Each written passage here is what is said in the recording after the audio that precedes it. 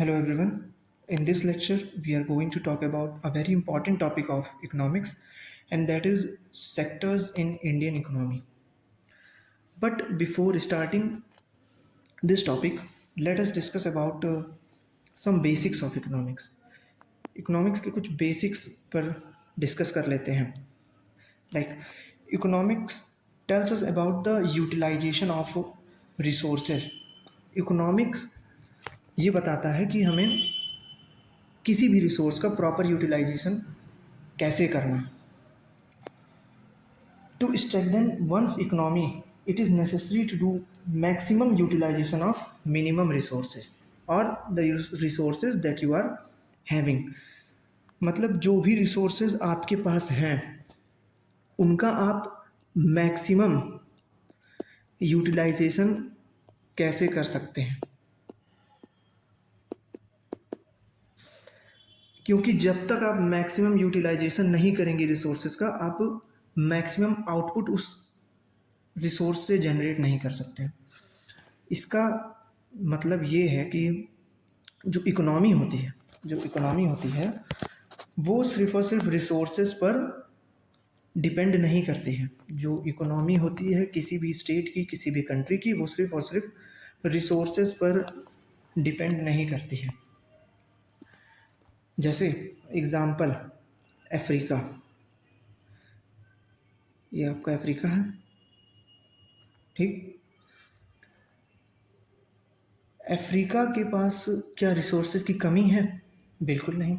भर भर के रिसोर्सेज हैं अफ्रीका के पास, फिर भी बेचारा डार्क कॉन्टिनेंट है, इकोनॉमी बहुत वीक है. वहीं वहीं अगर हम जापान की बात करें तो जापान जो है बहुत एडवर्सिटी में पला हुआ देश है. न्यूक्लियर बॉम्ब झेला, सफ़र किया, नेचुरल डिज़ास्टर्स वहाँ आते रहते हैं. यंग पीपल की पॉपुलेशन इतनी ज़्यादा नहीं है, फिर भी एक स्ट्रॉन्ग इकोनॉमी है. इसको ऐसे समझिए जैसे दो दो पर्सन हैं, एक का नाम है राजू और एक है श्याम. दो पर्सन हैं, एक है राजू और एक है श्याम, ठीक. राजू जो है वो होशियार है और श्याम थोड़ा सीधा साधा बुद्धू टाइप, लोड टाइप है, ठीक. अब दोनों के पास कुछ लैंड एरिया है. कितना है? एज्यूम कर लेते हैं 5,000 स्क्वायर फीट, ठीक. यही इतना लैंड एरिया राजू के पास भी है और यही इतना लैंड एरिया श्याम के पास भी है, ठीक. अब श्याम क्या करता है, उस लैंड एरिया पे जो 5,000 स्क्वायर फीट का लैंड एरिया है श्याम के पास, उस पे वो अपनी ट्रेडिशनल टेक्निक यूज़ करता है, एग्रीकल्चर करता है और उसमें एग्रीकल्चर एक्टिविटी, फार्मिंग वगैरह के लिए उस लैंड एरिया को यूज़ करता है, ठीक. पहली चीज़ जो एग्रीकल्चर एक्टिविटीज़ होती हैं वो नेचर पे डिपेंड करती हैं, ठीक.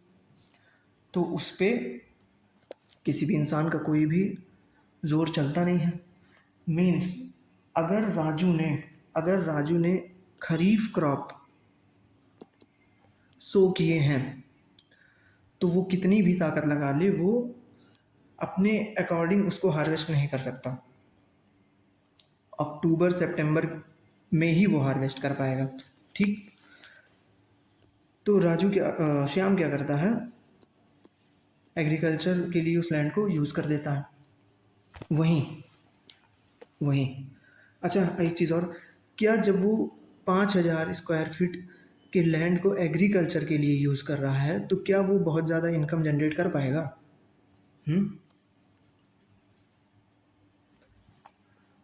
राजू क्या है? राजू एक होशियार है. चलिए होशियार की कुछ वोकैब बता दीजिए. श्रीवुड, कनिंग, वल्पाइन, फॉक्साइन, केजी, ये सारे वर्ड का मतलब होता है होशियार, चालाक। ठीक। राजू क्या करता है, राजू के पास एक 5,000 स्क्वायर फीट की जो ज़मीन है उसमें उसमें वो सबसे पहली चीज़ अंडरग्राउंड पार्किंग दे देता है। इससे क्या होगा सर, अंडरग्राउंड पार्किंग से उसके उस लैंड एरिया के आसपास के जो लोग हैं जिनके पास कार बाइक खड़ा करने के लिए अपने घर में जगह नहीं है, वो उसके पार्किंग में खड़ा कर देंगे, पार्क कर देंगे, और उसका रेंट मिलेगा राजू को। ठीक। दूसरा वो क्या करता है, ग्राउंड फ्लोर पे वो अपने वो अपने उस लैंड एरिया पे एक कॉम्प्लेक्स बना होता है, ग्राउंड फ्लोर पे वो 5 दुकानों को रेंट पे दे देता है। सेम वो करता है फर्स्ट फ्लोर पे भी, 5 शॉप्स को उसने दे दिया रेंट पे। ठीक। ठीक है सर। अब सेकेंड फर्स्ट फ्लोर पे भी उसने रेंट पे दिया, ग्राउंड फ्लोर पे भी उसने दिया, टोटल उसने 10 शॉप्स दे दिए रेंट पे। सेकेंड फ्लोर पे उसने क्या किया, रेस्टोरेंट ओपन कर दिया रूफ टॉप। सेकेंड फ्लोर पे उसने अपना खुद का एक रूफ टॉप रेस्टोरेंट ओपन कर दिया। ठीक। क्या अभी भी वो उतना ही इनकम जनरेट करेगा जितना कि श्याम कर रहा होगा उस एग्रीकल्चरल लैंड के साथ?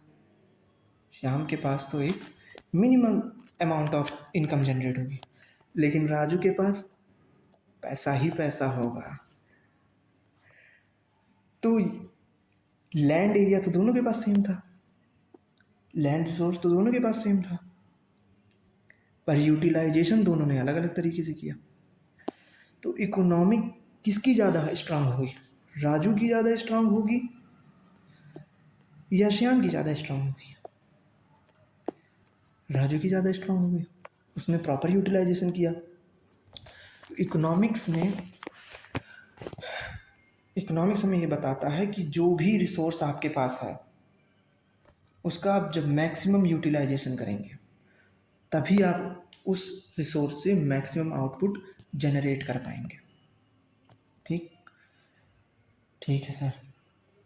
नेक्स्ट, अब आते हैं टॉपिक पे इकोनॉमिक्स को 2 पार्ट में मेनली क्लासिफाई किया गया है, एक है माइक्रो इकोनॉमिक्स और दूसरा है macro economics. Micro economics and macro economics, अगर आप ध्यान से देखें तो ये माइक्रो इकोनॉमिक्स 2 वर्ड से मिलके बना है, एक है micro plus economics. Micro word का मतलब होता है स्मॉल, तो इकोनॉमिक्स का वो branch that deals with the small dimensions of economy. Small dimensions क्या है, मीन्स ये किसी एक पर्टिकुलर एक इंडिविजुअल फर्म की इकोनॉमी को हैंडल करेगा या उसके बारे में बात करेगा, या ये ऐसे एट्रीब्यूट को डील करेगा जो कि सिर्फ और सिर्फ एक इंडिविजुअल फर्म को अफेक्ट करेंगे। ठीक। कैसे, जैसे कि डिमांड एंड सप्लाई। अब डिमांड एंड सप्लाई किसी एक इंडिविजुअल फर्म को कैसे अफेक्ट कर रही है, जैसे आप एग्जांपल लेते हैं, लेज है। लेज क्या है, एक चिप्स की कंपनी है। ठीक। चिप्स की कंपनी है। अचानक से क्या होता है, अचानक से क्या होता है, लेज की डिमांड बढ़ जाती है, लेज की डिमांड बढ़ गई। ठीक। लेज का कंजप्शन ज़्यादा होने लगा और डिमांड बढ़ गई। अब क्या होगा, जब लेज की डिमांड बढ़ेगी तो अल्टीमेटली लेज़ का प्राइस भी इंक्रीज हो जाएगा। तो लेज़ की डिमांड बढ़ने से क्या सारे गुड्स की प्राइस इंक्रीज हो गई? नहीं। लेज़ की डिमांड बढ़ने से सिर्फ लेज़ जो कि एक इंडिविजुअल फर्म है उसकी प्राइस पे इफेक्ट पड़ा, उसकी प्राइस इंक्रीज कर गई। ठीक, समझ में आ गया होगा। माइक्रो इकोनॉमिक्स जो कि एक इंडिविजुअल फर्म के इकोनॉमिक्स को डील करता है और स्मॉल टर्म्स स्मॉल डायमेंशन को इनकम्पास करता है। It studies individual part of the economy. ठीक, अच्छा, मैक्रो इकोनॉमिक्स क्या है? मैक्रो भी दो वर्ड से बना है। मैक्रो भी दो वर्ड से बना है। कौन कौन से वर्ड है? Macro plus economics. ठीक, मैक्रो का क्या मतलब होता है? मैक्रो का मतलब होता है लार्ज स्केल। लार्ज स्केल, इसका मतलब macro economics will deal with the large scale dimension, या बड़े डायमेंशन से डील करेगा इकोनॉमिक्स के। इकोनॉमी को एज अ होल लेकर के चलता है मैक्रो इकोनॉमिक्स।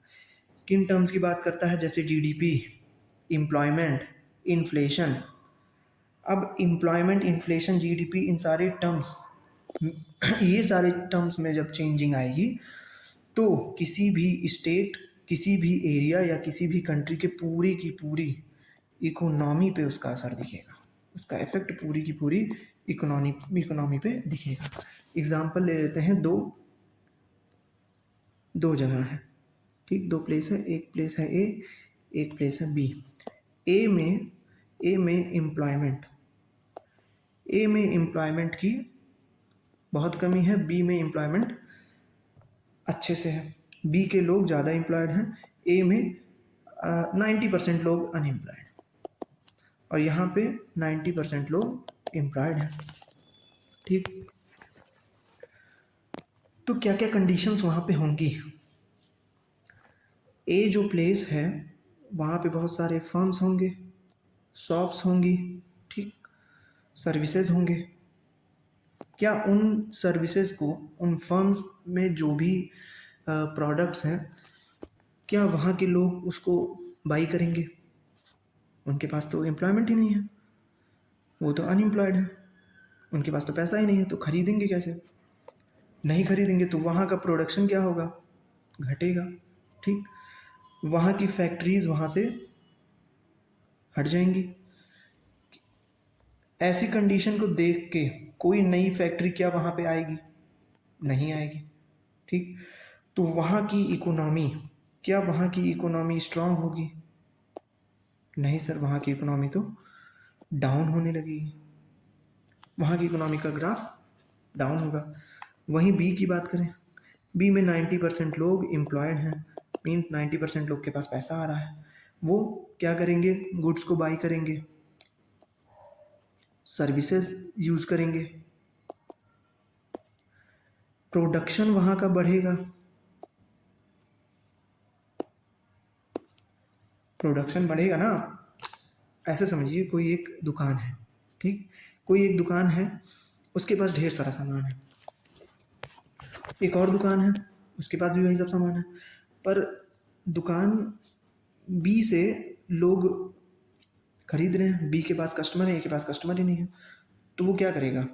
ए वाला क्या नए प्रोडक्ट्स को अपने इन्वेंट्री में ऐड करेगा, अपनी दुकान पे लाएगा? क्या वो अपनी प्रोडक्ट रेंज को बढ़ाएगा, जबकि वहाँ उसके शॉप पे कोई सेल ही नहीं है? नहीं बढ़ाएगा। लेकिन बी के पास सेल है, तो वो अपने रेंज को बढ़ाएगा। ठीक, ऐसे ही जो बी सिटी है वहाँ की शॉप्स पे कस्टमर हैं, तो वो क्या करेंगे? रेंज को बढ़ाएंगे, नए नए प्रोडक्ट को लेकर के आएंगे, और ऐसी जगह पे इंडस्ट्रीज़ भी आएंगी। जब इंडस्ट्रीज़ आएंगी तो एम्प्लॉयमेंट और बढ़ेगा।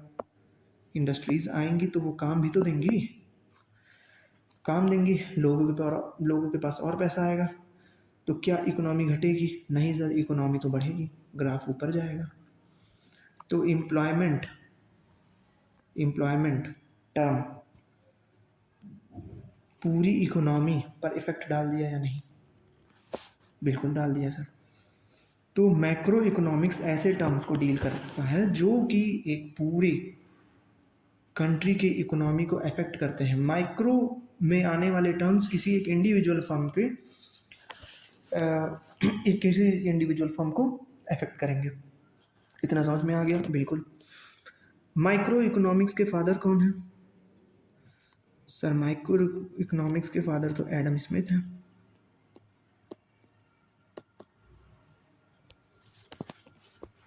एडम स्मिथ, इनकी एक बहुत फेमस बुक भी है। क्या नाम है बुक का? वेल्थ ऑफ नेशन, ये बुक है इनकी।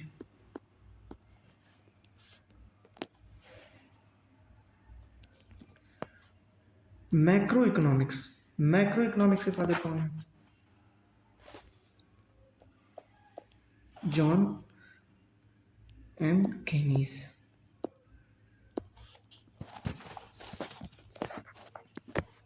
इनकी बुक का क्या नाम है?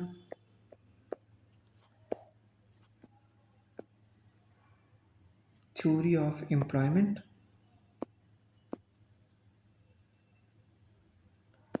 थ्योरी ऑफ एम्प्लॉयमेंट किसकी बुक है? जॉन एम केनीज की।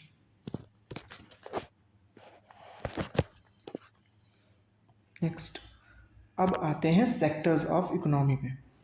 सेक्टर्स ऑफ इकोनॉमी, सबसे पहली चीज एक और चीज, सेक्टर्स ऑफ इकोनॉमी का मतलब क्या है?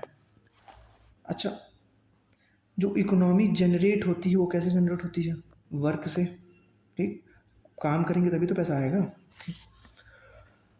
अब जितने भी तरह के वर्क हैं पूरी दुनिया में, जितने भी टाइप्स ऑफ वर्क हैं पूरी दुनिया में, उनको क्या किया गया है? उनको क्लासिफाई कर दिया गया है कुछ बेसिस पे। और उन्हीं क्लासिफिकेशंस को हम कहते हैं सेक्टर।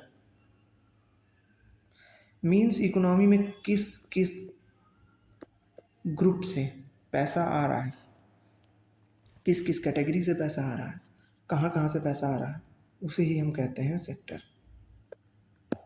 ठीक, अब इन सेक्टर्स को 3 पार्ट में डिवाइड किया गया है। नेचर या इकोनॉमिक एक्टिविटी के बेसिस पे, टर्म्स कंडीशन के बेसिस पे, और ओनरशिप के बेसिस पे। सबसे पहले देखते हैं नेचर के बेसिस पे। नेचर के बेसिस पे इकोनॉमिक को, सेक्टर ऑफ इकोनॉमी को 3 पार्ट में डिवाइड किया गया है: primary, secondary and tertiary. Primary, secondary and tertiary. अब प्राइमरी वर्ड किसको बताता है? प्राइमरी वर्ड क्या डिनोट करता है? प्राइमरी, कंप्यूटर में एक प्राइमरी मेमोरी भी होती है। प्राइमरी वर्ड हमेशा उस चीज को बताता है जो चीज पहले आई है, फंडामेंटल, जो सबसे पहले आई। तो प्राइमरी सेक्टर किसको इंक्लूड करेगा? वो सारी एक्टिविटीज जो नेचर से डायरेक्टली कनेक्टेड हैं, जो नेचर पे डायरेक्टली डिपेंडेंट हैं और नेचर का डायरेक्ट एक्सप्लॉयटेशन करती हैं और यूज करती हैं, ऐसी सारी एक्टिविटीज को हम रखते हैं प्राइमरी सेक्टर के अंडर।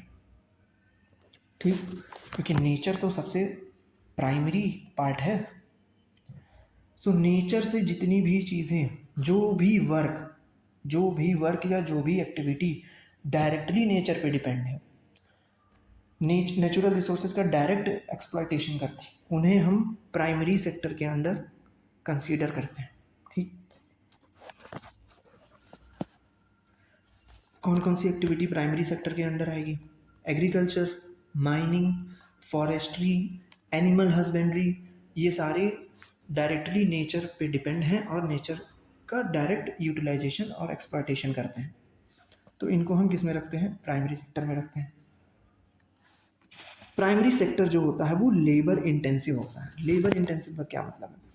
मीन्स इसमें जो है वर्क फोर्स की रिक्वायरमेंट होती है।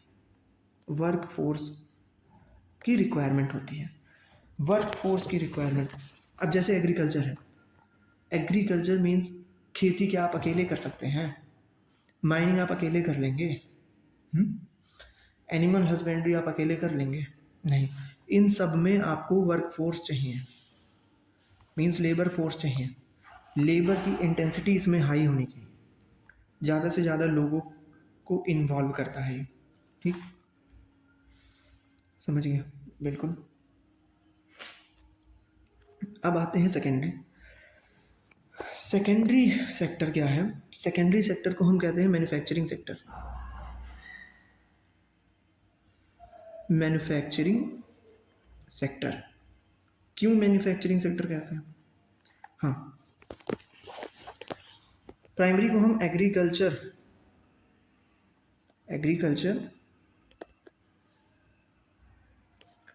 एंड एलाइड सेक्टर कहते हैं, क्योंकि इसमें जो भी वर्क इन्वॉल्व होता है वो मेनली एग्रीकल्चर या उससे रिलेटेड होता है। ठीक, एग्रीकल्चर और रिलेटेड सेक्टर या एग्रीकल्चर एंड एलाइड सेक्टर कहते हैं। ठीक। हाँ, और प्राइमरी सेक्टर में जितने भी लोग जॉब कर रहे होते हैं भैया, प्राइमरी सेक्टर की जॉब को हम कहते हैं रेड कॉलर जॉब।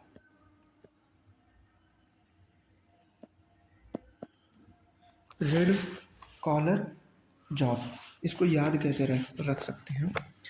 एक किसान, एक फार्मर जो फार्मिंग करता है, खेती करता है, वो उस खेती में अपना खून पसीना एक कर देता है।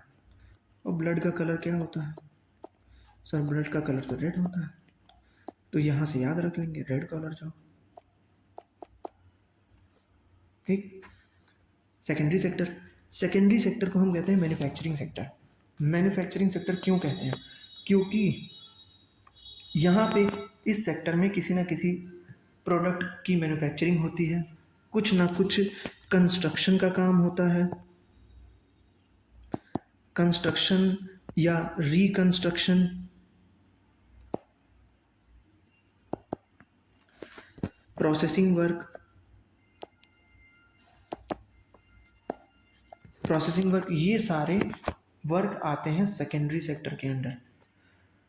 जो भी प्रोसेसिंग वर्क होगा, मैन्युफैक्चरिंग वर्क होगा, कंस्ट्रक्शन वर्क होगा, वो सारे किसके अंदर आएंगे? Secondary sector. जैसे कोई फैक्ट्री है, जितनी भी फैक्ट्रीज हैं, इंडस्ट्रीज हैं, वो सारी सेकेंडरी सेक्टर के अंडर आते हैं।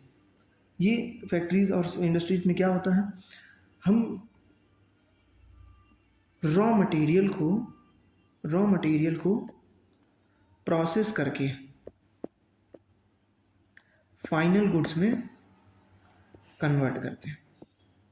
रॉ मटेरियल की प्रोसेसिंग होती है और उसको फाइनल गुड्स में कन्वर्ट किया जाता है। जितनी भी फैक्ट्रीज हैं, इंडस्ट्रीज हैं, ये सारी चीज़ें किस में आएंगी? सेकेंडरी सेक्टर में आएंगी। Secondary sector require both labour and capital. इसमें लेबर यानी वर्क फोर्स की भी ज़रूरत पड़ती है। क्यों वर्क फोर्स की ज़रूरत पड़ती है? भाई, जो फैक्ट्री है उसमें मशीन होगी ना, और मशीन आएगी कहाँ से? पैसा लगेगा, कैपिटल लगेगा, कैपिटल इन्वेस्टमेंट है वो मशीन। और क्या मशीन खुद से चलेगी? उसको ऑपरेट करने के लिए कोई ना कोई आदमी लगेगा, वर्कफोर्स वहाँ लगेगा। मशीन तक जो रॉ मटेरियल आप लेकर के जाएंगे उसके लिए भी आदमी लगेगा। तो वर्कफोर्स की, लेबर की, कैपिटल की रिक्वायरमेंट होती है सेकेंडरी सेक्टर में। रॉ मटेरियल को फाइनल गुड्स में कन्वर्ट किया जाता है, प्रोसेसिंग की जाती है। जितनी भी इंडस्ट्रीज होंगी, फैक्ट्रीज होंगी, वो सेकेंडरी सेक्टर के अंदर आएंगे। इनको हम कहते हैं blue collar job. Blue collar job कैसे इसको याद रखेंगे? आप अक्सर देखते होंगे मूवीज़ में, फैक्ट्रीज वगैरह के जो वर्कर होते हैं वो ब्लू यूनिफॉर्म में होते हैं। Most of the time blue uniform होता है वर्कर्स का। वहाँ से आप रिलेट कर लीजिए, या किसी भी तरीके से आप खुद से रिलेट कर सकते हैं। Blue collar job manufacturing sector कहते हैं। ब्लू कॉलर जॉब क्या क्या इन्वॉल्व होता है इसमें? मैन्युफैक्चरिंग, प्रोसेसिंग, कंस्ट्रक्शन, बिल्डिंग, ये सारी चीज़ें इन्वॉल्व होती हैं। एक और चीज़, किसी भी कंट्री के industrialisation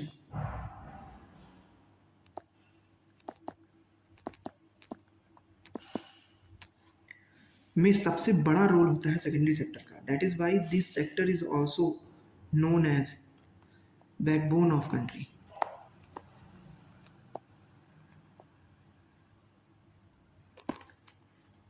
this sector is also known as backbone of country. Next पे चलते हैं टर्शियरी सेक्टर। टर्शियरी सेक्टर क्या करता है? आपको गुड्स तो प्रोवाइड करता ही है। टर्शियरी सेक्टर आपको गुड्स के साथ साथ सर्विसेज प्रोवाइड करता है। और सर्विसेज क्या है? Intangible in nature. Intangible nature होता है सर्विसेज का। इंटेंजिबल का मतलब होता है ऐसी चीज जिसे आप छू नहीं सकते। ठीक, क्या किसी भी सर्विस को आप छू सकते हैं? नहीं सर। बैंक आपको सर्विस प्रोवाइड करता है, क्या आप उस सर्विस को फील करते हैं या छूते हैं? सर हम तो फील करते हैं। तो सर्विसेज क्या है? इंटेंजिबल इन नेचर होती है। कोई भी सर्विस आपको प्रोवाइड कर रहा है, सैलून वाला आपका बाल काट दे रहा है, क्या आपको कोई प्रोडक्ट दे रहा है, कोई टेंजिबल चीज़ दे रहा है? नहीं, वो आपको सर्विस प्रोवाइड कर रहा है। तो वो सर्विसेज क्या है? इनटेंजिबल इन नेचर है। टर्सरी सेक्टर को हम सर्विस सेक्टर भी कहते हैं। टर्सरी सेक्टर को हम कहते हैं सर्विस सेक्टर। इसका बहुत बड़ा रोल है, इसका बहुत बड़ा रोल है। अभी आगे आपको बताएंगे इसका कंट्रीब्यूशन इन जीडीपी, तो आपको पता चलेगा इसका बहुत बड़ा रोल है ये। और क्या करता है ये? इन दोनों सेक्टर्स की हेल्प करता है। वो कैसे हेल्प कैसे करता है? ऐसे करता है जैसे लेज की कंपनी थी, लेज की फैक्ट्री थी। लेज की फैक्ट्री किसके अंडर आएगी? सेकेंडरी के अंडर आएगी, बिल्कुल। तो क्या लेज की फैक्ट्री के लिए कोई रॉ मटेरियल रिक्वायर्ड है? बोलोगे हाँ सर। क्या रिक्वायर्ड है? सर आलू चाहिए। हाँ सर आलू चाहिए। और क्या चाहिए? मसाले चाहिए, स्पाइसेस, एडिबल ऑयल चाहिए। ठीक, क्या ये सारी चीज़ें इस सेक्टर के पास खुद से आ जाएंगी? नहीं, आलू तो सर यहाँ से आएगा, प्राइमरी सेक्टर से। पर पहुँचेगा कैसे यहाँ तक? पहुँचाएगा कौन? पहुँचाएगा टर्सरी सेक्टर। कैसे? ये रोड है, यहाँ पे आएगी एक ट्रक, इस पे प्राइमरी सेक्टर से लोड हो जाएगा आलू, और ये बाई रोड फैक्ट्री तक चली जाएगी। सर्विस कौन प्रोवाइड कर रहा है? ट्रांसपोर्ट की भी तो सर्विस है, ट्रांसपोर्ट भी तो सर्विस में आएगा। वो जो ट्रक प्राइमरी सेक्टर से आलू लेने गई, वो कौन है? टर्शियरी सेक्टर है। तो वो टर्शियरी सेक्टर वहाँ से आलू लेगा और सेकेंडरी सेक्टर पे ले आएगा, ले आया। अब फैक्ट्री में बन जाएगा चिप्स, लेज। क्या फैक्ट्री में ही बनने के बाद वहीं बिक जाएगा? नहीं सर, बिकेगा तो शॉप्स पे। पर फैक्ट्री और शॉप साथ साथ में तो है नहीं, फैक्ट्री कहीं दूर है, रिमोट एरिया में है। शॉप्स तो अर्बन एरिया या रूरल एरिया में कहीं ऐसे एरिया में है। फिर यहाँ पे आएगा टर्शियरी सेक्टर। फिर आप ट्रांसपोर्ट का यूज़ होगा, और वो ट्रक वाला यहाँ से लेज लोड करेगा और यहाँ पे डिलीवर कर देगा। फिर यहाँ से शॉप्स पे डिलीवर होगा, शॉप्स से कंज्यूमर उसको बाई करेंगे। जितनी भी गुड्स, जितनी भी प्रोडक्ट आपको शॉप्स पे मिलती हैं, किसी भी चीज़ की दुकान है, कॉस्मेटिक की दुकान है, ज्वेलरी की दुकान है, स्टेशनरी की दुकान है, किसी भी टाइप की कोई भी शॉप है, वो टर्शियरी सेक्टर के अंडर आएगी। और किसी भी टाइप का कोई भी सर्विस है, बैंकिंग सर्विस है, टीचिंग है, ठीक, बैंकिंग है, टीचिंग है, टेलीकम्युनिकेशन है, आईटी सेक्टर है, ये सारे जो आपको सर्विस प्रोवाइड कर रहे हैं सेक्टर, वो आएंगे टर्शियरी सेक्टर में। सबसे बड़ा सेक्टर टर्शियरी सेक्टर क्या करता है? सर्विस प्रोवाइड करता है, प्राइमरी और सेकेंडरी सेक्टर को हेल्प करता है। और क्या करता है? और क्या करता है? सबसे बड़ा रोल प्ले करता है इकोनॉमी में। अभी आगे आप पढ़ेंगे। Tertiary sector require skilled people. Skilled people कैसे? ट्रांसपोर्ट से जो यहाँ तक आया ट्रक चला के, क्या ट्रक ऐसे ही किसी को चलाने आता है? ट्रक चलाने के लिए आपको ड्राइविंग स्किल चाहिए ना। ट्रक चलाने के लिए स्किल चाहिए, ड्राइविंग स्किल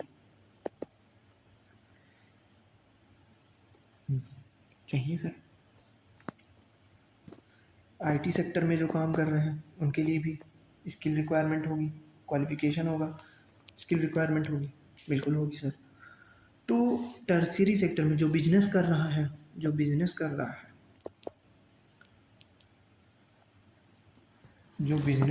है, वो क्या ऐसे ही कर रहा है बिजनेस? बिजनेस के लिए भी आपको आपका स्किल्ड होना बहुत ज़रूरी है,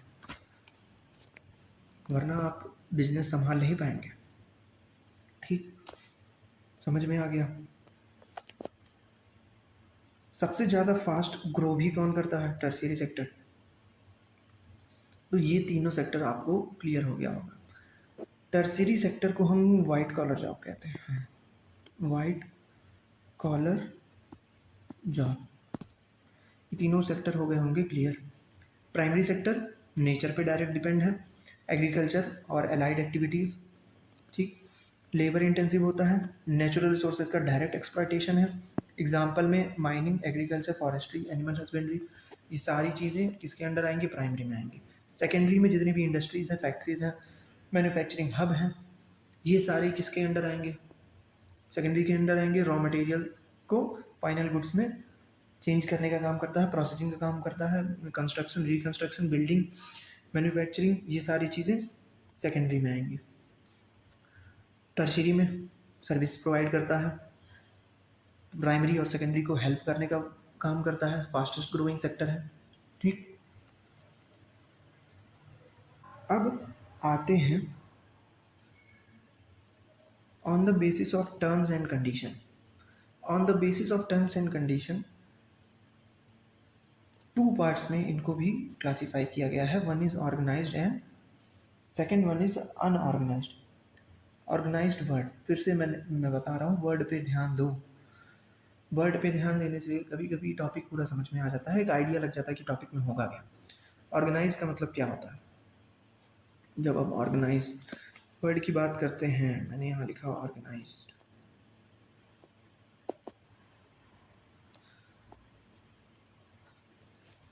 छोटा सा एग्जांपल लेते हैं। His room was so organised. इसका मतलब क्या है? उसका रूम जो था वेल मेंटेन था, वेल अरेंज्ड था। तो ऑर्गेनाइज्ड का मतलब होता है वेल मेंटेन्ड, एकदम अच्छे तरीके से, रूल्स एंड रेगुलेशन के साथ।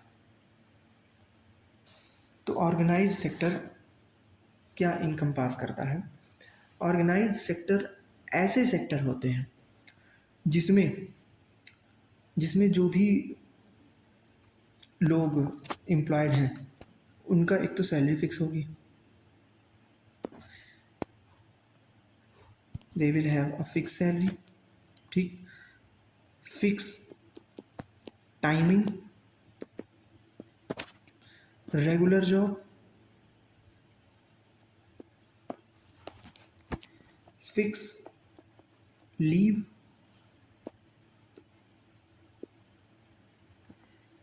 ये सारी चीज़ें आएंगी किसके अंडर? ऑर्गेनाइज सेक्टर के अंडर। कोई भी एक पर्सन है, ये डेली क्या करता है? जॉब पे जाता है, रेगुलर उसकी जॉब है, एक फिक्स टाइम पे जा रहा है, सुबह 9 बजे जा रहा है, शाम को 4 बजे आ रहा है, सैलरी फिक्स है, 3 लाख पर मंथ की सैलरी है, ठीक, फिक्स सैलरी है, हर महीने सैलरी में वेरिएशन नहीं आ रहा है, चेंज नहीं आ रहा है, लीव फिक्स है, 1 साल में 20 ही दिन छुट्टी ले सकता है। तो इस टाइप की जितनी भी जॉब्स होंगे वो किसके अंडर आएंगे? वो आएंगे ऑर्गेनाइज्ड सेक्टर की जॉब। वो ऑर्गेनाइज सेक्टर के जॉब होंगे। जैसे गवर्नमेंट ऑफिस में जितने भी जॉब होते हैं, गवर्नमेंट ऑफिस के जो भी जॉब्स हैं, गवर्नमेंट एम्प्लॉयज़ जितने भी हैं, उनका रेगुलर जॉब होगा, ठीक।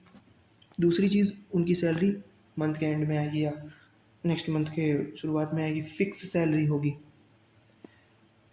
उनका प्रॉपर टाइमिंग होगा, सुबह 9-10 बजे जाएंगे, शाम को 4 बजे 5 बजे वहाँ से लौट करके आएंगे। उनको एक परफेक्ट लीव मिलती होगी कि आप साल भर में इतनी ही लीव ले सकते हैं। तो ये सारी चीज़ें, ये टर्म्स और कंडीशन ही तो हैं, ये रूल्स और रेगुलेशन। जो रेगुलेटरी बॉडी, जितनी भी जॉब रेगुलेटरी बॉडी के अंडर आती है, जो किसी न किसी रूल और रेगुलेशंस के थ्रू चल रही है, मेंटेन की गई है, गाइड की गई है, इन सारे जॉब्स को हम ऑर्गेनाइज्ड सेक्टर के अंडर रखते हैं। कोई एक टीचर है जो कि एक बड़े से प्राइवेट इंस्टीट्यूशन में पढ़ा रहा है, उसकी जॉब क्या होगी? उसकी जॉब क्या होगी आप सोच के देखिए। एक फिक्स टाइम पे वो सुबह जाता होगा 8 बजे, शाम को 3 बजे लौटता होगा पढ़ा के, बिल्कुल। उसकी एक फिक्स सैलरी होगी, 40,000 50,000 पर मंथ। उसको लीव 1 साल में या 1 मंथ में कुछ मिलती होगी, एज्यूम कर लेते हैं 1 साल की 20 लीव, ठीक। किस क्या वो ऑर्गेनाइज है? बिल्कुल ऑर्गेनाइज है, क्योंकि वो रूल्स एंड रेगुलेशन के अंडर में वर्क कर रहा है। Whereas unorganise sector do not have any fixed salary, also not a fixed schedule,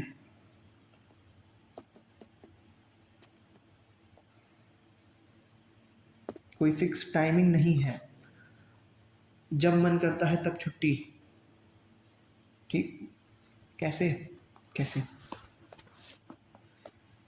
एक कोई स्टोर है, एक कोई स्टोर है, ठीक, उसको रन कर रहा है कोई, क्या उसकी फिक्स सैलरी है? क्या उसकी फिक्स सैलरी है? नहीं है। जैसे आपको एग्जांपल देता हूँ, किसी की ज्वेलरी शॉप है, ठीक, क्या उसकी फिक्स सैलरी है? नहीं।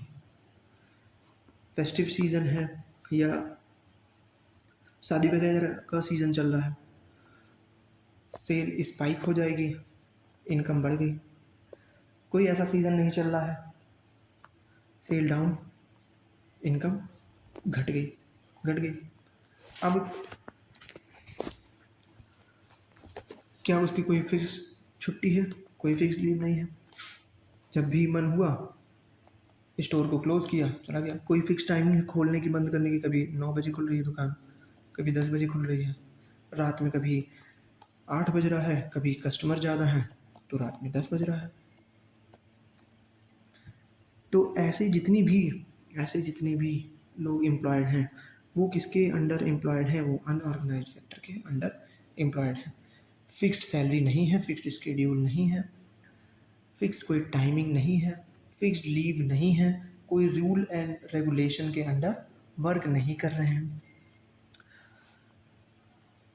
Store owner, daily veg labours,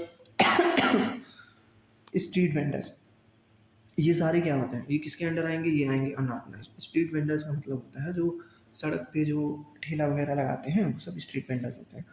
कभी खोलेंगे कभी बंद कर देंगे, उनका कोई टाइमिंग फिक्स ऐसा शेड्यूल होता नहीं है। किसके अंडर आएंगे? अनऑर्गेनाइज सेक्टर के अंदर आएंगे, ठीक। ठीक है, नेक्स्ट नेक्स्ट अब चलते हैं ओनरशिप। ओनरशिप से पहले एक बहुत बेसिक सी चीज़ समझते हैं। एक चीज़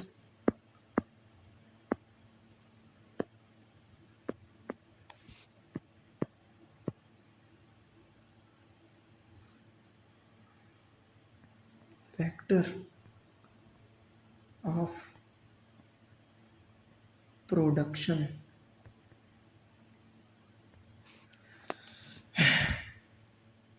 फैक्टर ऑफ प्रोडक्शन आपको पता होगा, नहीं पता है? 9th क्लास का पहला चैप्टर विलेज ऑफ पालमपुर, उसमें पूरा फैक्टर ऑफ प्रोडक्शन पे ही वो सेंटर्ड है वो चैप्टर, अगर आपको याद हो। सर हमें तो कल की चीज़ नहीं याद रहती है, 9th की कैसे याद रहेगी? ये भी बात है। तो फैक्टर ऑफ प्रोडक्शन क्या होता है? फैक्टर ऑफ प्रोडक्शन होता क्या है?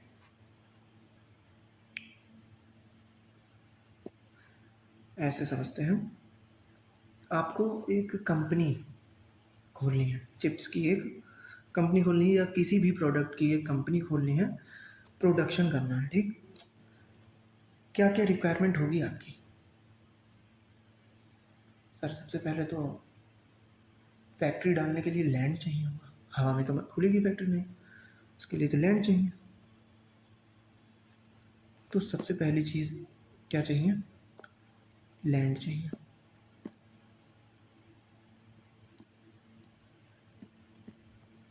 ठीक, लैंड आ गया। दूसरी चीज़ क्या चाहिए? सर फैक्ट्री में तो कुछ मशीन्स होंगी, बिल्कुल मशीन्स होंगी। मशीन्स लाने के लिए कुछ कैपेक्स यूज़ होगा। कैपेक्स, ये तो सर पहली बार सुन रहे हैं। कैपेक्स का मतलब होता है कैपिटल एक्सपेंस, मीन्स जो आप कैपिटल इन्वेस्टमेंट करेंगे। तो मशीन्स लाने के लिए सर कुछ इन्वेस्टमेंट, कैपिटल इन्वेस्टमेंट भी लगेगी। कैपिटल हो गया। लैंड की रिक्वायरमेंट है, कैपिटल रिक्वायरमेंट है, और भी कुछ रिक्वायरमेंट है। हाँ, मशीन्स खुद से तो काम करेंगी नहीं, उनको चलाने के लिए कुछ लेबर चाहिए। मशीन को रन कराने के लिए कुछ लेबर चाहिए।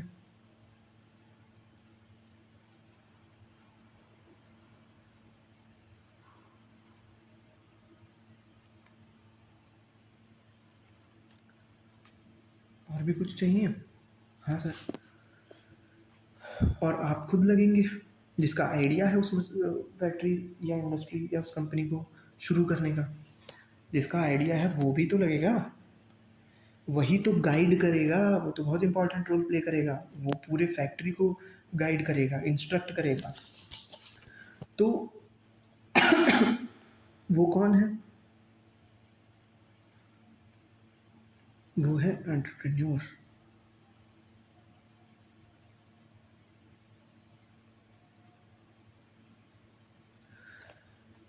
तो इन सारी चीज़ों को इन सारी चीज़ों को हम क्या कहते हैं? Entrepreneur, land, capital and labour, इन सारी चीज़ों को हम कहते हैं factor of production. Factor of production, factor of production. इसमें से कोई भी एक चीज़ अगर इधर उधर होती है, मिस होती है, तो प्रोडक्शन अफेक्ट हो जाएगा। मेन कंपोनेंट है ये प्रोडक्शन के। कंपोनेंट का मतलब क्या होता है? मेन पार्ट, जिसके बिना कोई भी प्रोसेस रुक सकता है। तो ये मेन कंपोनेंट है किसी भी प्रोडक्शन के लिए। किसी भी चीज़ का प्रोडक्शन करना, ये चार चीज़ चाहिए ही चाहिए, इसमें से कोई भी एक चीज़ आप रिमूव नहीं कर सकते हैं। इसीलिए इसको कहते हैं फैक्टर ऑफ प्रोडक्शन, बिना इसके प्रोडक्शन हो नहीं सकता। ठीक, अब अगर इन सारे फैक्टर ऑफ प्रोडक्शन पे कंट्रोल हो, किसका? गवर्नमेंट बॉडी का। मीन्स इन सारे फैक्टर ऑफ प्रोडक्शन पे अगर गवर्नमेंट का कंट्रोल है, तो उसको हम क्या कहेंगे? उसको हम कहेंगे पब्लिक। और अगर किसी प्राइवेट फर्म का कंट्रोल है, प्राइवेट कहेंगे।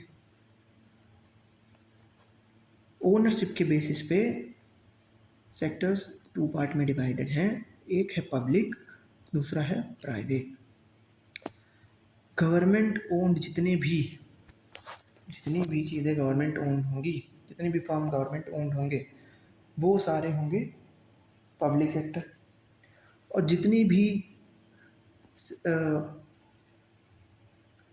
जितनी भी फर्म्स प्राइवेटली ओन्ड होंगी, फैक्टर ऑफ प्रोडक्शन सारे प्राइवेट के कंट्रोल में होंगे, वो सारे होंगे प्राइवेट सेक्टर से रिलेटेड। ठीक, गवर्नमेंट सेक्टर से रिलेटेड जैसे आपका गवर्नमेंट स्कूल हो गया, रेलवे, टेलीकम्युनिकेशन में बीएसएनएल, ये क्या है, ये गवर्नमेंट का कंट्रोल है इन सारे फॉर्म्स पे। तो ये किसके अंडर आएंगे, पब्लिक सेक्टर के अंडर आएंगे। क्या पब्लिक सेक्टर इम्पॉर्टेंट है? बिल्कुल इम्पॉर्टेंट है, पब्लिक सेक्टर बिल्कुल इम्पॉर्टेंट है। इसको अभी मैं बता देता हूँ थोड़ा क्यों इम्पॉर्टेंट है। पहले प्राइवेट सेक्टर देख लेते हैं। प्राइवेट सेक्टर जितने भी फर्म्स प्राइवेटली ओन्ड होंगे, जिसमें प्राइवेट कंपनीज का कंट्रोल होगा, फैक्टर ऑफ प्रोडक्शन जितने भी हैं उन सब पे प्राइवेट कंपनीज का कंट्रोल होगा, तो वो प्राइवेट सेक्टर होंगे। जैसे TCS, Tata consultancy services, Reliance, Reliance हो गया, टीसीएस हो गया, एयरटेल है, ये सारे क्या हैं, प्राइवेटली ओन्ड हैं। ये सारे प्राइवेटली ओन्ड हैं। ओनरशिप के बेसिस पे कितने हैं, पब्लिक एंड प्राइवेट।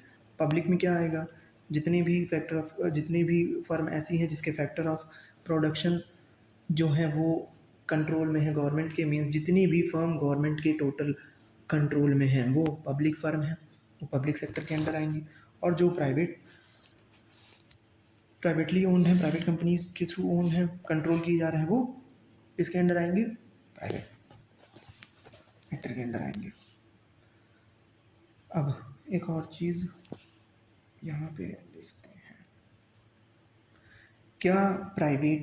क्या पब्लिक सेक्टर का होना इम्पोर्टेंट है। प्राइवेट सेक्टर सेंटर्ड होता है प्रॉफिट अर्निंग के, प्रॉफिट अर्निंग पे वर्क करता है, प्रॉफिट, उसका इकोनॉमिक मोटिव प्रॉफिट से रिलेटेड होता है। वहीं पब्लिक सेक्टर का मोटिव क्या होता है, पब्लिक सेक्टर का मोटिव होता है वेलफेयर। जितने भी ऐसे लोग हैं पॉवर्टी के अंडर आते हैं, या सीधे सीधे जो गरीब हैं, जो इतनी इनकम अफोर्ड नहीं कर पाते हैं, इतनी इनकम जनरेट नहीं कर पाते हैं, उनके वेलफेयर के लिए पब्लिक सेक्टर रोल प्ले करता है। गवर्नमेंट स्कूल, जो प्राइवेट स्कूल की फ़ीस नहीं दे सकता है, क्या उसको पढ़ने का राइट नहीं है? बिल्कुल है। तो वो पढ़ेगा कहाँ, वो पढ़ेगा गवर्नमेंट स्कूल में। वो पढ़ेगा किसमें, गवर्नमेंट स्कूल में।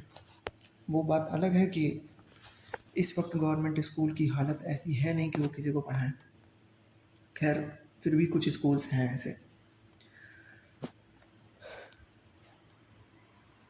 क्योंकि जितने भी पब्लिक सेक्टर होते हैं, पब्लिक सेक्टर से रिलेटेड जितनी भी फर्म्स हैं, वो वेलफेयर के लिए वर्क करती हैं। दैट इज़ वाई अभी आप जब पढ़ेंगे इकोनॉमी के पार्ट, क्लासिफिकेशन पढ़ेंगे, जैसे कैपिटलिस्ट इकोनॉमी, सोशलिस्ट, और पढ़ेंगे क्या, पढ़ा ही देते हैं इसको भी। देखो इकोनॉमी को क्लासिफाई किया गया, इकोनॉमी को क्लासिफाई किया गया, एक तो कैपिटलिस्ट पूंजीवादी, और एक सोशलिस्ट समाजवादी। ठीक, कैपिटलिस्ट एंड सोशलिस्ट। कैपिटलिस्ट जो इकोनॉमी होती है, जो कैपिटलिस्ट इकोनॉमी है, उसमें ओनरशिप हमेशा, मैक्सिमम ओनरशिप प्राइवेट सेक्टर की होगी। ओनरशिप किसकी होगी? प्राइवेट सेक्टर की होगी। इकोनॉमिक मोटिव होगा प्रॉफिट।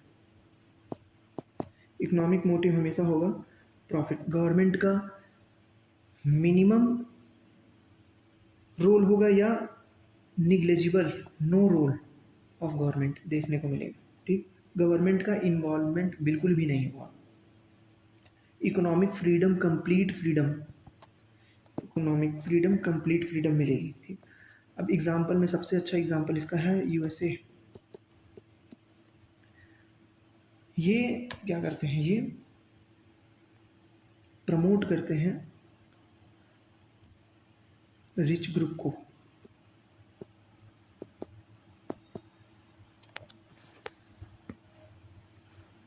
पर सबसे ज़्यादा तेज़ी से डेवलप भी कौन करता है? Capitalist economy.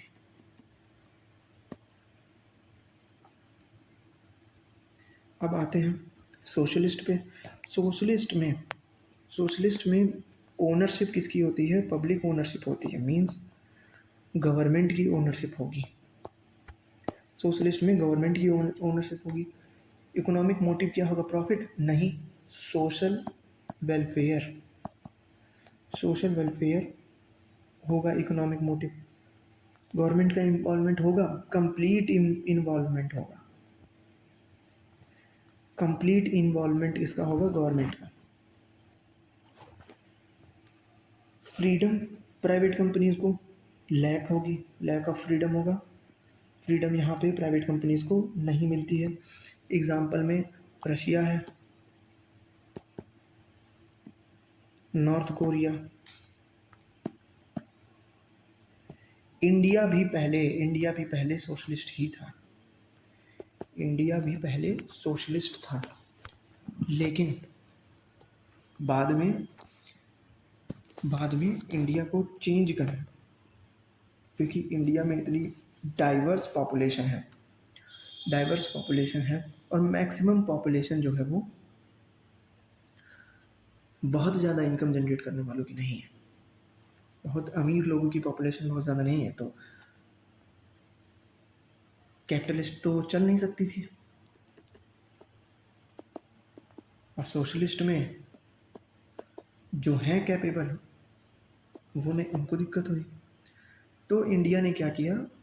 मिक्स्ड इकोनॉमी को एक्वायर किया। मिक्स्ड में मीन्स ओनरशिप क्या होगी? पब्लिक भी होगी प्लस प्राइवेट की भी होगी। इकोनॉमिक मोटिव प्रॉफिट का भी होगा, प्रॉफिट का भी इकोनॉमिक मोटिव होगा, प्लस वेलफेयर भी होगा।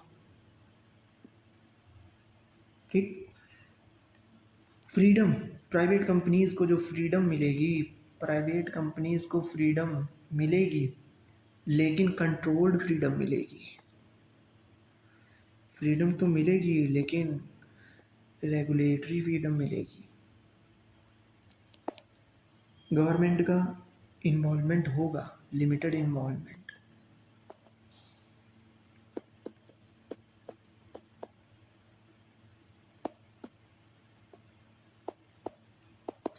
गवर्नमेंट का लिमिटेड इन्वॉल्वमेंट होगा। समझ में आ गया?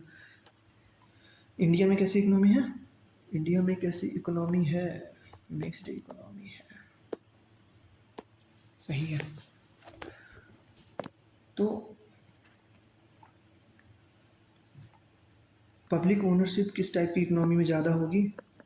सोशलिस्ट। प्राइवेट ओनरशिप किस में ज़्यादा होगी? कैपिटलिस्ट। इन दोनों को बैलेंस कौन करेगा? मिक्स्ड। अब एक और चीज़ डिस्कस कर लेते हैं, बड़ा ही important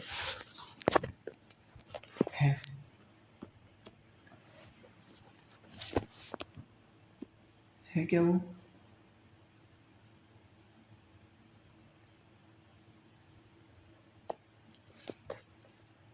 private goods and public good, private good and public good.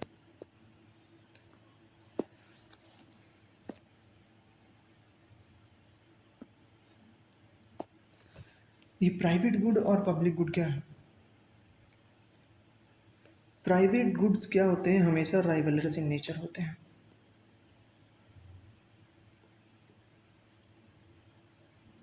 Rivalries word का मतलब क्या है? राइवलरस वर्ड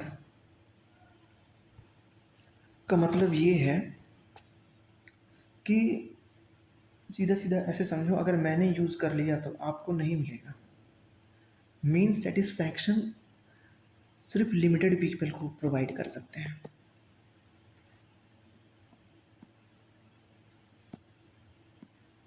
कैसे? इसके एग्जांपल ऐसे समझिए, जैसे एक पार्किंग एरिया है, यहाँ पे एक पार्किंग एरिया है। अब इस पार्किंग एरिया पे मैं अपनी कार खड़ी कर दूँ। इस पार्किंग एरिया पे मैं अपनी कार खड़ी कर दूँ तो आप नहीं खड़ी कर पाएंगे। अगर आप खड़ी कर देते हैं तो मैं नहीं खड़ी कर पाऊंगा, तो हम दोनों के बीच एक राइवलरी चलेगी, एक राइवलरी क्रिएट होगी। राइवलरी वर्ड भी नहीं जानते। फ्यूड, फ्यूड मीन्स या तो मैं कर पाऊंगा या तो आप कर पाएंगे, या तो मैं कर पाऊंगा या आप कर पाएंगे। तो प्राइवेट गुड्स क्या होते हैं? राइवलरस इन नेचर होते हैं, राइवलरस इन नेचर होते हैं। दूसरा, private goods, private goods excludable होते हैं।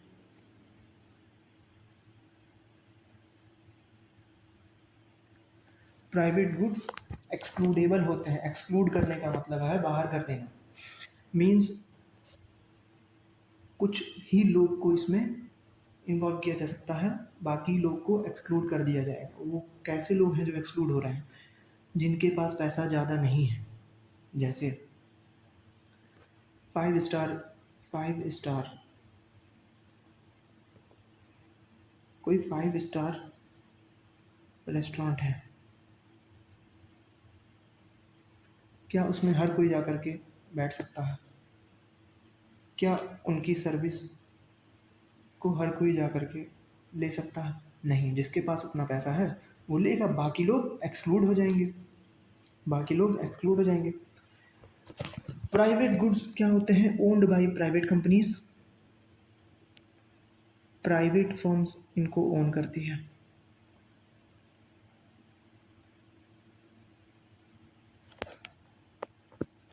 वर्क किसके लिए? मोटिव क्या होगा? प्रॉफिट मोटिव होता है। अब पब्लिक गुड नॉन राइवलरस होते हैं।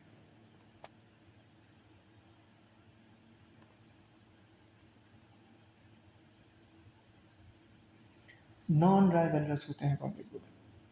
नॉन राइवलरस मतलब एक रोड है, उस पर मैं चलूंगा तो आप भी चल सकते हैं, और कोई तीसरा पर्सन भी आकर के चल सकता है।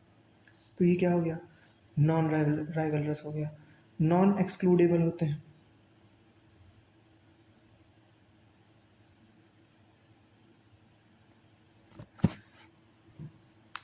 प्राइवेट गुड्स क्या थे? एक्सक्लूडेबल थे।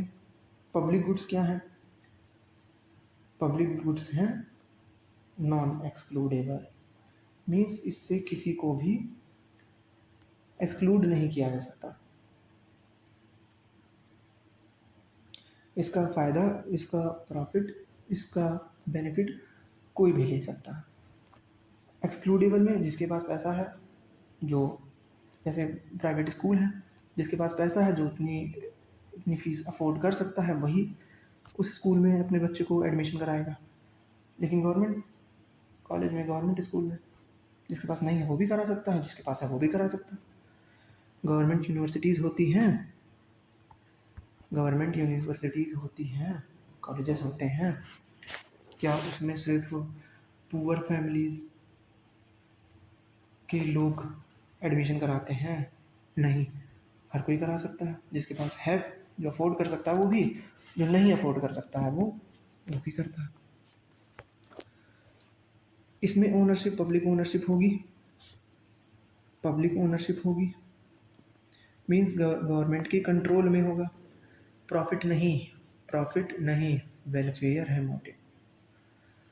यहाँ पर मोटिव प्रॉफिट नहीं, वेलफेयर है। क्वेश्चन आता है इस पर डिफ्रेंशिएट करने के लिए, differentiate between private and public goods. तो ये पॉइंट्स आपको ध्यान में रखना बहुत ही ज़्यादा ज़रूरी है। अब आते हैं नेक्स्ट पे।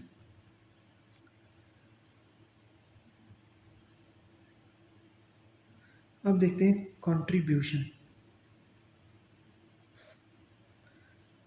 In GDP.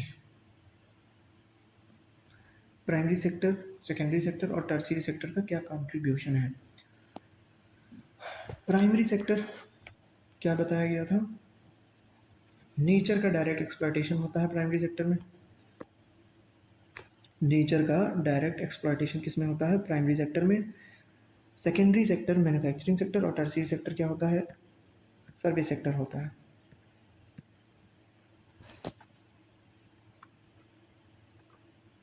अच्छा, कोई एक एग्जांपल जिससे आप तीनों सेक्टर्स को क्लियरली समझ लें। कोई एक एग्जांपल हाँ, जैसे डायमंड जानते होंगे आप।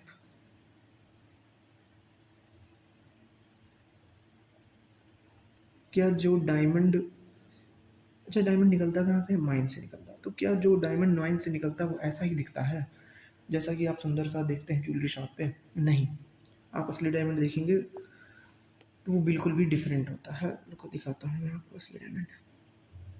जब ओर से निकलता है रॉ डायमंड इस टाइप का दिखता है, रॉ डायमंड। तो सर वो कैसे उस टाइप में चेंज हो जाता है, ऐसे चेंज हो जाता है। उसमें रोल प्ले करता है कौन, उसमें रोल प्ले करता है सेकेंडरी सेक्टर। माइनिंग हुई, रॉ डायमंड निकाल लिया गया, अब ये रॉ डायमंड टर्सरी सेक्टर के थ्रू आ जाएगा सेकेंडरी सेक्टर में। टर्सरी सेक्टर के थ्रू क्यों बोल रहे हैं, ट्रांसपोर्टेशन के थ्रू। ट्रांसपोर्टेशन एक सर्विस है जो कि इंटेंजिबल इन नेचर है, और वो सर्विस प्राइमरी सेक्टर के प्रोडक्ट को जो कि रॉ डायमंड था, माइनिंग के थ्रू निकला था, वो कहाँ पे आ जाएगा अब सेकेंडरी सेक्टर में, मीन फैक्ट्री में, इंडस्ट्री में। वहाँ पे क्या होगा, वहाँ पे डायमंड की कटिंग होगी और क्या होगा, पॉलिशिंग होगी। वहाँ पे डायमंड को शेप दिया जाएगा, जो डायमंड ऐसा दिख रहा था उसको बना देंगे ऐसा। तब वो क्या होगा, तब वो सुंदर दिखने लगेगा। अब क्या यहीं से बिक जाएगा, नहीं, फिर यहाँ पे टर्सरी सेक्टर लेकर के आएगा, टर्सरी सेक्टर के पास ट्रांसपोर्टेशन के थ्रू वो आएगी ज्वेलरी शॉप्स पे। वहाँ पे उसको क्या किया जाएगा, सेल कर दिया जाएगा। बायर्स वहाँ जाएंगे ज्वेलरी स्टोर पे, डायमंड पसंद करेंगे, लाखों रुपया खर्च करेंगे और डायमंड लेकर के चले आएंगे। ठीक, अब वापस आते हैं जीडीपी में। कंट्रीब्यूशन बहुत ही इंपॉर्टेंट है ये, कंट्रीब्यूशन इन जीडीपी। जीडीपी क्या होता है, जीडीपी होता है gross domestic product. Gross gross domestic product. नहीं समझ में आया, अभी आ जाएगा। ग्रॉस डोमेस्टिक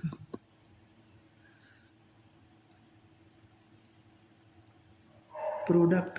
ग्रॉस का मतलब होता है टोटल, सकल घरेलू उत्पाद, total production with in a country. अच्छा डोमेस्टिक क्यों, घरेलू क्यों यूज़ करते हैं, डोमेस्टिक वर्ड क्यों यूज़ किया गया है? डोमेस्टिक वर्ड का मतलब क्या था, घरेलू, जो आपके घर में बन रहा है। यहाँ पे घर क्या है हमारा, हमारा जो हमारी कंट्री है, हमारी जो कंट्री है वो हमारा घर ही तो है।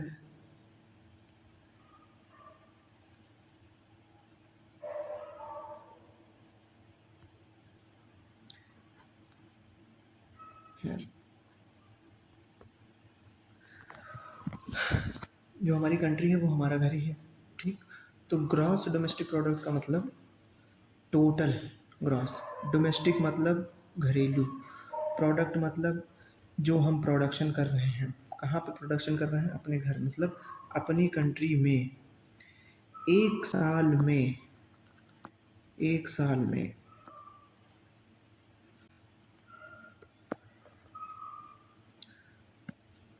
अपनी कंट्री में एक साल में टोटल प्रोडक्शन जो होता है, टोटल प्रोडक्शन किसका? टोटल प्रोडक्शन, दो ऑप्शन रहेगा, टोटल प्रोडक्शन और एक एक ऑप्शन में रहेगा total production of final goods. तो जहाँ पे total production of final good रहेगा,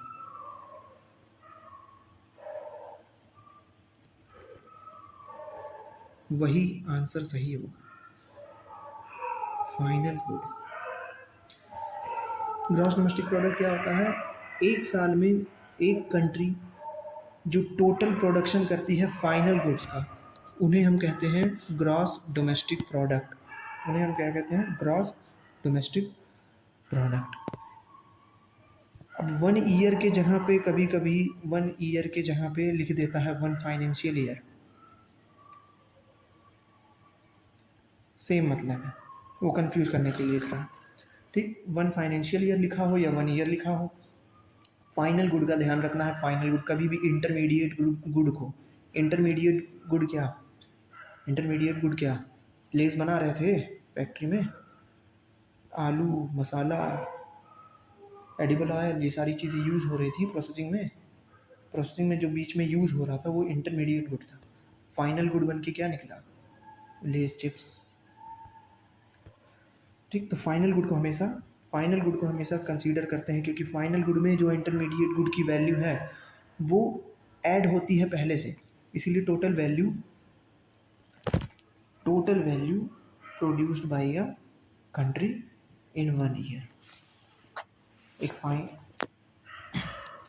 फाइनल प्रोडक्शन की जो एक साल में एक कंट्री का जो फाइनल गुड का प्रोडक्शन होता है उसे ही हम जीडीपी कहते हैं। ठीक, अब जीडीपी किसी भी कंट्री की इकोनॉमी को बताती है, जीडीपी किसी भी कंट्री की इकोनॉमी को बताती है।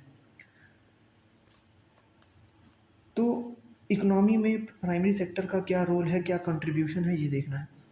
प्राइमरी सेक्टर, ये देखिए, ये प्राइमरी सेक्टर है, ये सारी चीज़ें, एनिमल हस्बेंड्री, फॉरेस्ट्री, माइनिंग, ये भी animal husbandry, fisheries, crop farming, ये सारी चीज़ें डायरेक्टली किस पे डिपेंड करती हैं? नेचर पे, नेचुरल रिसोर्सेज पे। नेचर का डायरेक्ट एक्सप्लॉयटेशन हो रहा है, किसके अंडर आएगा? प्राइमरी सेक्टर के अंडर आएगा। प्राइमरी सेक्टर का जो कंट्रीब्यूशन है जीडीपी में, प्राइमरी सेक्टर का कंट्रीब्यूशन सबसे लोवेस्ट है जीडीपी में, अराउंड 20% के अराउंड है, अराउंड 20% के है, 20%। लेकिन लेकिन लेबर फोर्स पार्टिसिपेशन रेट, ये क्या होता है? लेबर फोर्स पार्टिसिपेशन रेट का मतलब होता है, लेबर फोर्स का मतलब वर्क फोर्स में कितने लोग, पार्टिसिपेशन रेट का मतलब पार्टिसिपेट कर रहे हैं एक पर्टिकुलर सेक्टर में, मीन्स कितने लोग उस पर्टिकुलर सेक्टर में एम्प्लॉयड हैं, उसे ही हम कहते हैं labour force participation rate. Labour force participation rate primary sector का सबसे ज़्यादा है, कितना है? 54%, 54.6% के अप्रॉक्स।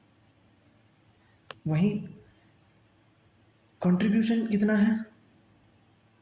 20% से भी कम, लेस देन 20% है कंट्रीब्यूशन। ये आप को समझ में कब आएगा? जब आप अनएम्प्लॉयमेंट पढ़ेंगे आगे। सेकेंडरी सेक्टर का क्या कंट्रीब्यूशन है? सेकेंडरी सेक्टर, ये देखिए, फैक्ट्री वगैरह, इंडस्ट्री वगैरह, प्रोसेसिंग, मैन्युफैक्चरिंग, रॉ मटेरियल को चेंज कर रहे हैं किसमें? फाइनल गुड्स में। क्या है? सेकेंडरी सेक्टर है। अब सेकेंडरी सेक्टर में क्या होता है? जीडीपी में जो कंट्रीब्यूशन है सेकेंडरी सेक्टर का, जीडीपी में जो कंट्रीब्यूशन है सेकेंडरी सेक्टर का 24% के अराउंड। वहीं 24 नहीं, labour force participation rate, labour force participation rate 24 से 25% के अराउंड है। जीडीपी में कंट्रीब्यूशन कितना है? 31 to 35%। 31 to 35% कंट्रीब्यूशन है जीडीपी में। अब tertiary sector, tertiary sector tertiary sector ये देखिए, जितनी भी सर्विसेज हैं, हेल्थ केयर, सैनिटेशन, एजुकेशन, ये सारी किसके अंडर आएंगी? टर्सरी। जितनी भी सर्विसेज का नेचर क्या होता है? इंटेंजिबल। ट्रांसपोर्ट किस में आएगा? सर्विस है एक, टर्सरी। अब टर्सरी सेक्टर का आप देखेंगे तो लेबर फोर्स पार्टिसिपेशन रेट, यानी कि एम्प्लॉयमेंट रेट, कितने लोग एम्प्लॉयड हैं, कितने लोग इसमें एम्प्लॉयड हैं, सबसे ज़्यादा है, 55% के अराउंड है। सबसे कम है, 21% के अराउंड है। लेकिन कंट्रीब्यूशन इन जीडीपी कितनी है? 55% के अराउंड है। जीडीपी में कंट्रीब्यूशन सबसे ज़्यादा किसका? टर्सरी सेक्टर का। जीडीपी कंट्रीब्यूशन सबसे ज़्यादा किसका? टर्सरी सेक्टर का। लेकिन लेबर फोर्स पार्टिसिपेशन रेट सबसे कम किसका? टर्सरी सेक्टर का। सबसे कम लोग इन्वॉल्व हैं, लेकिन सबसे ज़्यादा प्रोडक्शन और सबसे ज़्यादा इकोनॉमी में कंट्रीब्यूशन है किसका? टर्सरी सेक्टर का। समझ में आ गया? हाँ, समझ में आ गया। अच्छा, एक चीज़ और आपके सिलेबस में तो नहीं है, पर बता दे रहा हूँ। एक सेक्टर और होता है क्वाटरनरी,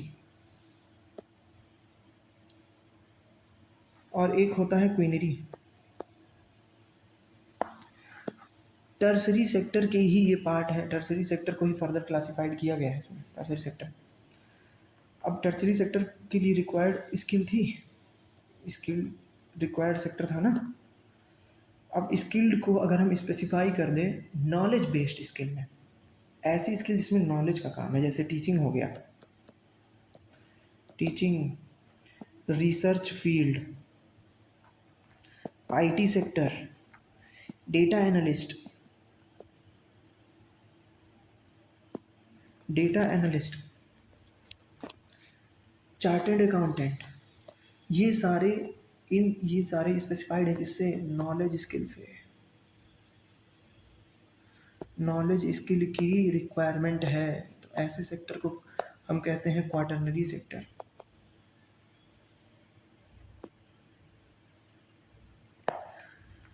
क्वीनरी सेक्टर क्या होता है? क्वीनरी सेक्टर में जितनी भी डिसीजन मेकिंग जॉब्स हैं, पॉलिसी मेकिंग जॉब्स हैं, किसके अंडर आएंगी? क्वीनरी सेक्टर के अंडर आएंगी।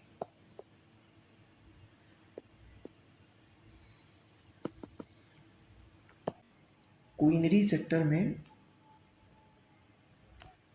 क्वीनरी सेक्टर में जितनी भी डिसीजन मेकिंग जॉब्स हैं, पॉलिसी मेकिंग जॉब्स हैं, वो सब किसके अंडर आएंगी? क्वीनरी के अंडर आएंगी। जैसे जितने भी पॉलिटिशियंस हैं आपके, एमपी हैं, एमएलए हैं, मिनिस्टर्स हैं, ये सारे किसके अंडर आएंगे? ये सारे आएंगे क्वीनरी के अंडर। अल्टीमेटली पार्ट किसके हैं? टर्सरी के, पर अगर फर्दर क्लासिफिकेशन होगा तो वो आएंगे क्वीनरी के अंडर। याद कैसे रख सकते हैं? क्वीनरी क्वाटरनरी में कंफ्यूजन होगा। क्वीन, क्वीनरी को याद कर लो क्वीन से। क्वीन क्या करती है? क्वीन किंग के साथ बैठ के पॉलिसी बनाती है अपने स्टेट को रन कराने का, अपने राज्य को चलाने का। तो जितने भी पॉलिसी मेकिंग जॉब्स होंगी वो किसके अंडर आएंगी? क्वीनरी के अंडर आएंगे। समझ में आ गया? खत्म हो गया चैप्टर? हाँ, खत्म हो गया। इसके बाहर से क्वेश्चन कहीं से नहीं आएगा, बस जितना बताया गया है उसको ध्यान से समझ लीजिएगा। अब मैं आपको एक क्वेश्चन दे रहा हूँ, उस क्वेश्चन का आंसर आप खुद से करेंगे। अपनी कॉपी में आंसर राइटिंग आपको खुद से करनी है। खुद से मीन्स आंसर बना के लिखना है, कहीं से छापना नहीं है, इंटरनेट का यूज़ नहीं करना है। खुद से आंसर जनरेट करने की कोशिश करनी है। पहला क्वेश्चन, पहला क्वेश्चन, ठीक।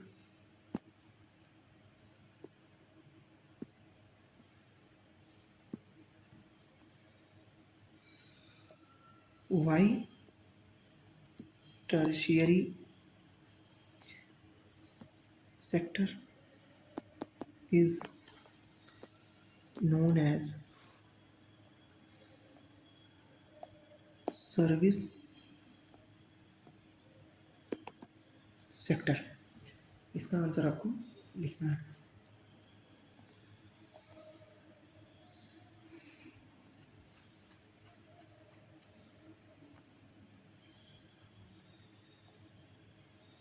How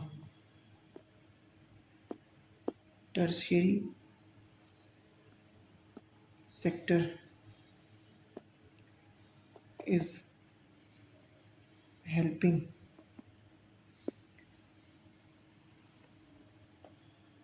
primary and secondary sector?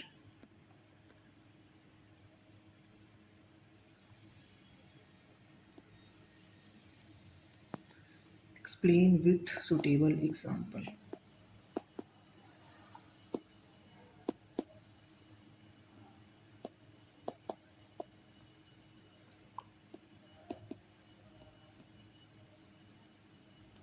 ठीक, ये दोनों क्वेश्चंस आपको लिखने हैं। और एक और चीज़, comment down the name of the state with highest GDP. आपको कमेंट में लिखना है उस स्टेट का नाम जिसका जीडीपी हाईएस्ट है। और अगर कोई डाउट है, कोई कन्फ्यूज़न है टॉपिक से रिलेटेड, या और भी कोई टॉपिक है जिससे आप स्ट्रगल कर रहे हैं, if you are struggling with any other topic, comment down that topic. You will get a simplified lecture on that topic. And don't forget to comment down the name of the state that is having the highest GDP. Thank you. Thank you so much.